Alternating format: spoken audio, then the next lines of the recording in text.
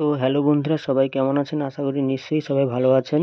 তো বন্ধুরা, বাড়িতে পদ্মের বীজ লাগানোর যে পার্ট 1 এর ভিডিওটা আমি আগে পোস্ট করেছিলাম, তাতে আপনারা দেখেছিলেন বীজগুলোকে কি করে অঙ্কুরিত করতে যেতে হয়। তো এটা হচ্ছে পার্ট 2 ভিডিও। এখানে কিন্তু আপনারা পদ্মের বীজটিকে লাগানোর সম্পূর্ণ পদ্ধতিটা দেখতে পাবেন। তো দেখুন বন্ধুরা, এই হচ্ছে সেই পদ্মের বীজ যেগুলো আমি কিছুদিন আগে অঙ্কুরিত করতে দিয়েছিলাম। তো সেখানে আমি 8টা বীজ নিয়েছিলাম, তার মধ্যে থেকে 6টা বীজের কিন্তু অঙ্কুরিত হয়েছে, আর 2টো কিন্তু অঙ্কুরিত হয়নি। আর দেখুন বন্ধুরা, এই 6টা বীজ থেকে কিন্তু কত সুন্দর পাতা ও শিকড় গজিয়েছে, আর গাছগুলোও কিন্তু অনেকটা বড় হয়ে গেছে। তো এবার সময় হয়েছে গাছগুলোকে লাগানোর। তো বন্ধুরা, এই গাছগুলোকে লাগানোর জন্য আমি নিয়েছি 2টো বড় প্লাস্টিকের গামলা।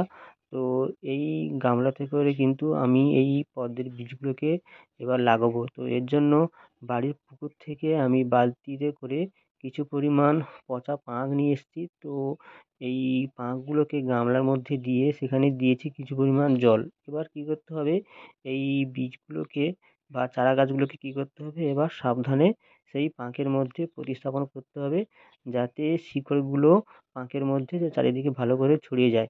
তো এর জন্য কি করতে হবে, আমি একটার পর একটা চারা গাছ নিয়ে পাঁকের মধ্যে সাবধানে পুঁতে দিচ্ছি, যাতে ডালপালাগুলোতে আঘাত না লাগে।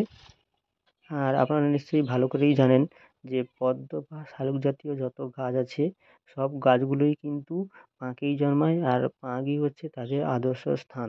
আর অন্যান্য গাছগুলো যেরকম আপনারা টবে বা মাটিতে লাগাতে পারেন, কিন্তু এগুলোকে হচ্ছে কিন্তু পচা পাঁক এবং জল দিয়েই কিন্তু আপনাদেরকে লাগাতে হবে।